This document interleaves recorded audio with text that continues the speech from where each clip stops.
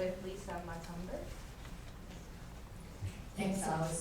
So my name is Lisa MacCumber. I'm currently the past chair of the Mississauga chapter. I'd like to thank everybody for coming to the debate today and for the York chapter for hosting this event. I'm currently working as a senior engineer at the Ministry of the Environment and Climate Change. I've also worked in the private sector in manufacturing. I believe that with my volunteer work with PEO in the last 8 years, that I have a lot to offer, and I would like to ensure that PEO remains a relevant self-regulatory profession, and I'd like to encourage more involvement from members. Thank you. Thank you, Lisa. Next, we will have Hamid Batenipour. You got it right. Okay, good morning everyone. My name is Hamid Batenipour. I did my bachelor's degree back home in Iran, and then following that I moved to Canada, moved to the city of Thunder Bay. That's where I did my master's degree. From there I moved to Winnipeg, and that's where I got my PhD. I'm a practicing professional engineer in 3 provinces, Manitoba, Alberta, and Ontario. I worked in Alberta for a few years, then I moved to Toronto. I've been working here for a few years. I worked in consulting for a contractor. It's called Cubids. I have the volunteering experience since I was a student. I was a student council back home, then I was a student representative at the Faculty of Graduate Studies in Thunder Bay. I am heavily involved in the Canadian Geotechnical Society as a volunteer. I was the chair of the section, Alberta section in Calgary. I've been volunteering in the associations as well, especially in Manitoba and Alberta when I was working. I would like to invite everyone to go to the website, read our statements, connect us through LinkedIn and see what our plans are, what our platforms are, and what ideas we can bring to the council, and basically the changes that we can make and the positive impact that we can have with the council. And I would like to note that we have seen the positive impacts already on the number of votes that we have received so far. By yesterday, we had 8.35% votes, which is quite significant, almost as high as all the votes that were received in 2016. Thank you. Thank you, Hamid. Our third candidate will be Ewald Kuczera.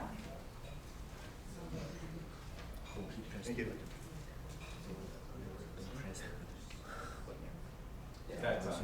You got it. Thank you. And thank you and good morning to the York chapter board, the members, and the fellow engineers. This year you have a considerable slate of candidates to choose from for the position of Councillor-at-Large. I have recently retired as a municipal engineer and am completing my 2nd term as a Western Region Councillor.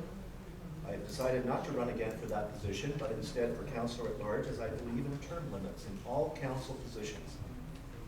I'm currently a member of the Audit, Regional Councillors, Legislation, and Complaints Committees. I would like to continue to assist in the good work of these committees, as well as achieving the goals set out in Council's strategic plan, if elected. My position on a number of subjects vary from some of the more radical views you'll hear from some of my opponents and other positions being run up. And the question to ask is, who can best work and get things done within the existing council framework?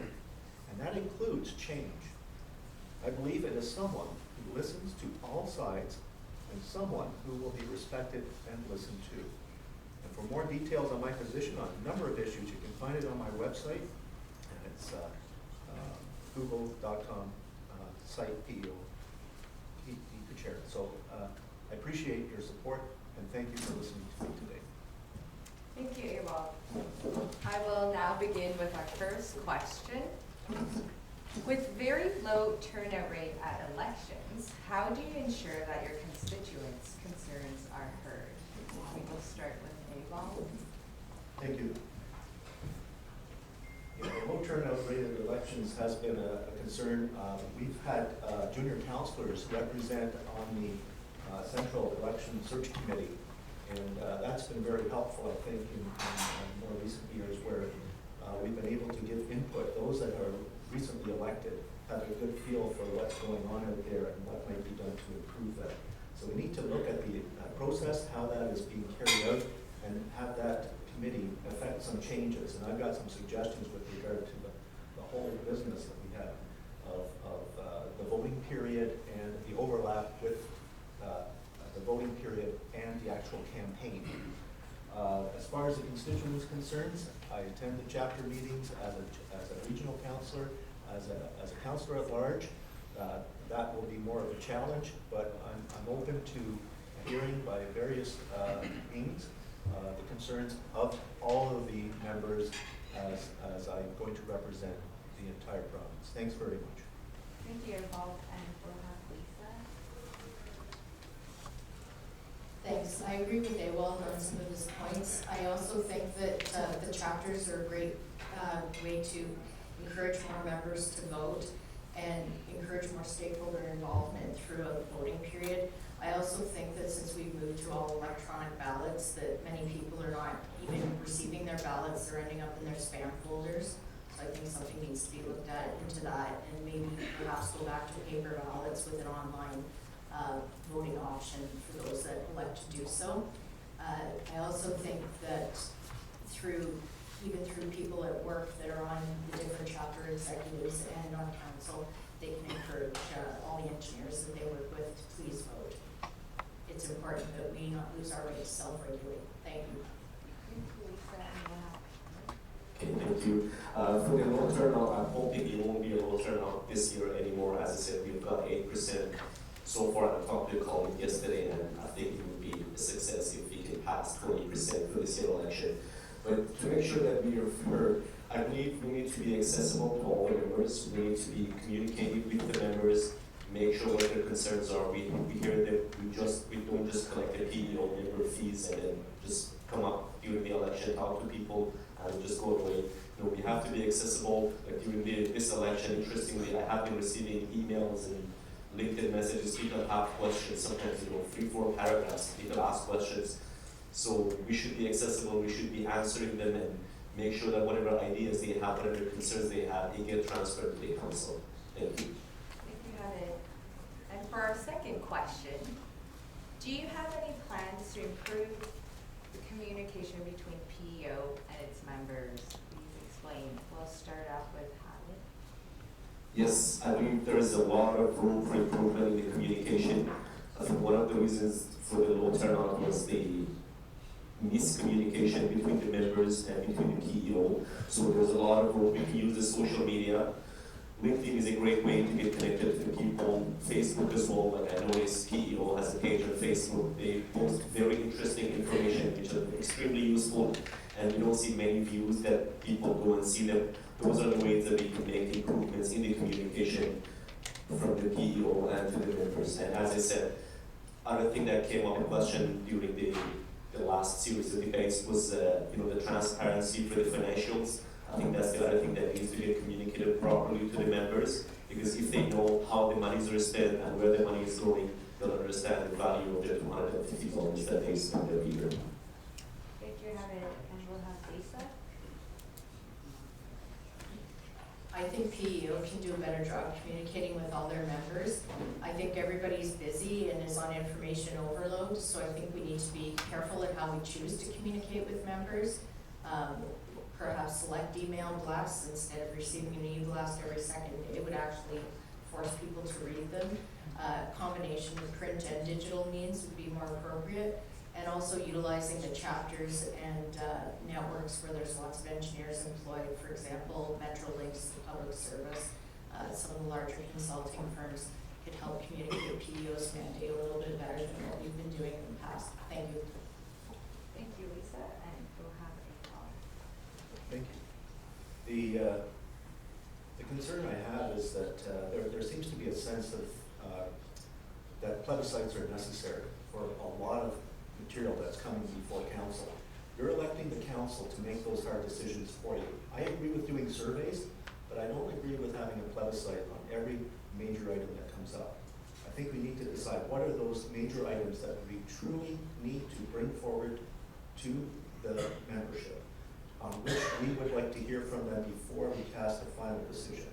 And I think, and how that's presented is critical, because if it's not clear, I think a good example that we have is right now is peak and CPD, and what's happening with that. I think we got ahead of ourselves a little bit. The communication plan needed to be unfolded much sooner and much clearer to the membership, because there's a lot of misunderstanding on that issue. And I haven't made a final decision on with regard to CPD being mandatory, I'm open to hearing from all the members, and I'd like to thank you all for that. Thank you, Ewald.